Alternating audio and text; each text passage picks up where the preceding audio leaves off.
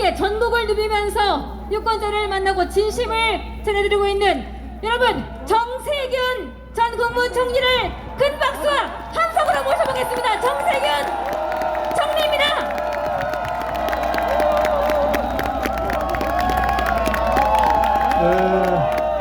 인천 시민 여러분, 부평 구민 여러분, 정말 감사합니다. 좀 전에 남동구에 엄청난 시민들이 함께 하셨거든요. 그래서 저는 아마 부평역에는 저하고 몇 분이 이렇게 말씀 나누지 않을까 이렇게 생각했는데, 이렇게 많은 분들께서 나오신 걸 보니까 3월 9일 선거 결과는 나왔다, 이렇게 확신이 듭니다. 여러분, 누가 승리합니까? 그렇습니다.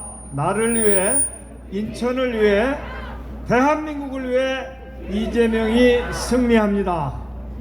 존경하는 부평 구민 여러분, 지난 정부는 국민의 뜻을 받들어서 여러 가지 개혁 정책을 추진해 왔습니다. 그 중에 가장 중요한 개혁이 무엇이었냐? 검찰 개혁이었습니다. 여러분들 알고 계시죠? 자, 왜 검찰 개혁을 그렇게 중히 여겼느냐? 정말 오랫동안 대한민국 국민들께서는 검찰 개혁이 대한민국 민주주의의 중요한 요체이고 인권을 신장시키고 국민의 삶의 질을 높이는데 가장 기묘하다고 생각했기 때문에 검찰 개혁을 가장 선두에 두고 추진해 왔습니다. 그런데 검찰 개혁 참 어렵더라고요. 왜 그러냐면 기득권 강고한 검찰 세력을 개혁한다는 게 얼마나 힘든 일인지, 그래서 공수처를 만드는데 노무현 대통령 시절부터 시작해서 20년이 넘는 시간이 걸렸어요. 그리고 앞서 이무영 전 경찰청장님, 또 몇 분의 경찰청장님들께서 우리를 응원하기 위해서 여기 오셨거든요. 여러분 박수 한번 해주세요.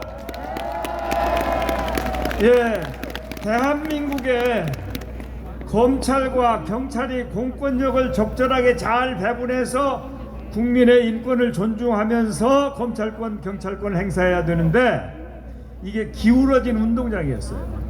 그래서 검경 수사권 분리라고 하는 것을 실행하기 위해서 노력했는데, 이 일을 하는데도 오랜 시간이 걸렸지만 결국은 완벽한 개혁을 하지 못하고 절반의 개혁밖에 못했어요. 이렇게 지난 정부가 국민들의 뜻을 받들어서 가장 중요하게 생각한 검찰개혁을 실행했는데 죽도록 노력했고, 또 국회에 국민들이 많은 의석을 주셨잖아요. 왜 민주당한테 의석을 주셨습니까? 개혁을 제대로 해라, 민생을 제대로 챙겨라, 그래서 주신 거 아닙니까?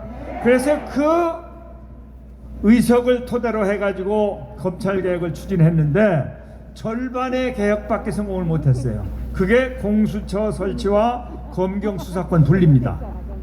그런데 윤석열 후보가, 그분이 원래 검찰이시잖아요. 평생 동안 하신 일은 검사 생활을 하셨죠. 이분이 나쁜 검사라는 증거가 없기 때문에 좋은 검사일 가능성이 있어요. 그렇지만은 다른 것은 이분은 잘 몰라요. 검찰밖에 몰라. 그리고 이분은 검찰 지상주의자다라고 얘기를 해도 과언이 아닐 정도로 검찰에 대해서 애정이 엄청납니다. 왜 제가 그런 말씀을 드리냐면, 이분은 법무부 장관이 가지고 있는 수사 지휘권을 회수를 하겠다, 없애버리겠다. 그러니까 원래 검찰 권력이 매우 강력하기 때문에 그것을 견제하기 위해서, 민주주의가 체크 앤드 밸런스 아닙니까? 견제와 균형. 그래서 법무부 장관에게 수사 지휘권이라는 걸 줬는데, 이건 항상 쓰는 게 아니고 꼭 필요할 때만 쓰는 겁니다. 그런데 이걸 아예 법무부 장관으로부터 뺏어버리겠다. 그걸 뺏으면 검찰이 더 강해집니까? 약해집니까? 강해지죠? 또 거기에 더해서 원래 검찰청에서 국가 예산을 쓸 거 아니겠습니까? 그 예산을 편성할 때 법무부가 중심이 되어서 검찰청과 협의를 해가지고 예산 편성을 하는데, 이것도 법무부하고 이제 안 하고 그냥 검찰이 알아서 하겠다. 그러면 검찰이 엄청나게 센데 국회도 또 기재부도 검찰한테는 함부로 못해요. 이렇게 기존에 검찰이 가지고 있던 권한을 죽도록 개혁해 놨는데 이걸 원점으로 돌리고 거기에 더해서 법무부 장관이 가지고 있던 권한까지 뺏어서 검찰한테 주겠다, 이 얘기는 검찰의 힘을 과거보다도 더 막강하게 만들겠다고 하는 선전포고 아닙니까, 여러분? 이게 바로 그냥 우리가 근거 없이 검찰공화국을 획책하고 있다 이렇게 얘기하는 게 아니에요. 이런 명백한 윤석열 씨의 주장이 있었기 때문에, 그리고 그런 공약이 있었기 때문에 그런 말씀을 드리는 건데, 이 법무부 장관의 수사 지휘권 회수하는 공약에 대해서는 우리 대한민국의 동아일보나 중앙일보도 야, 그건 민주주의를 후퇴시킬 수 있는 굉장히 위험한 발상이다, 그 공약 철회해라, 이렇게 주장하고 있어요. 여러분, 그걸 보면 정말 위험한 후보가 국민의 입장에서 보면 윤석열 후보다. 그래서 3월 9일 우리 인천에서 누구에게 압도적인 표를 주시겠습니까? 이재명이죠. 역대 대통령 선거를 쭉 보면 인천에서 이기는 분이 대통령이 되더라고요. 예. 그래서 오늘 저는 이제 후보님이 곧 오실 텐데 남동역 이곳 부평역 앞에서 여러 시민 여러분들과 이렇게 대화를 하면서, 아, 인천에서 이재명이 승리하겠구나, 그러면 3월 9일 대통령 선거에서 기호 1번 이재명이 승리한다, 이렇게 주장합니다.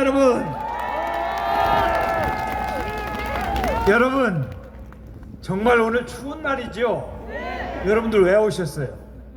이재명 지지하려고 오셨죠? 그런데 요 며칠 전에 여론조사 결과가 좀 마음에 안 들죠? 예, 좀 찜찜해요. 그런데 또 오늘은 보니까 좋은 것도 나왔어요. 예.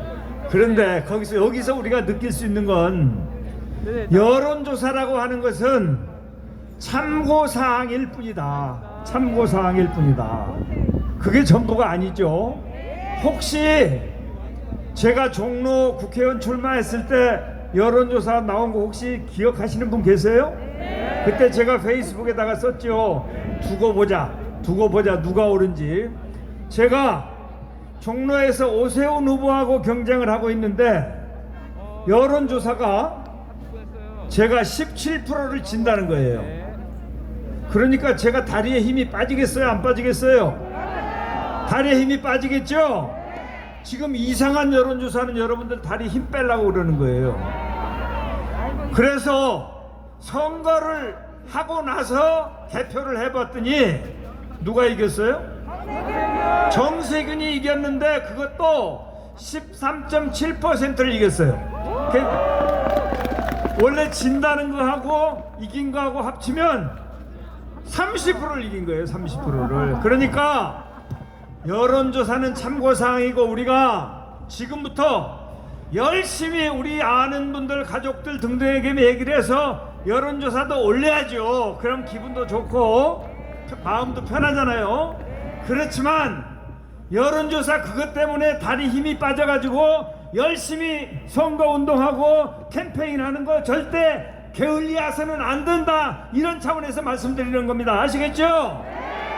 자, 이제 우리는 지금부터 일가, 친척, 친구, 후배, 선배 할 것 없이 왜 이재명인가를 분명하게 알고 계시기 때문에 과거가 아닌 미래, 분열이 아닌 통합, 특권이 아닌 개혁, 주술이 아닌 상식이 통하는 후보가 바로 이재명이기 때문에 우리는 지금부터 이재명의 당선을 위해서 적극 노력하겠다, 이렇게 약속해 주시기 바랍니다. 감사합니다. 승리합시다. 감사합니다. 네, 잠깐만 서게 해주십시오. 여러분, 정세균 상임 고문이십니다. 여러분, 뜨거운 박수 함성 주십시오. 네, 그리고 우리 상임 고문님께서는 내려가지 마시고 이재명 후보를 함께 맞이해 주시기를 부탁드리겠습니다. 여러분, 지금 이재명 후보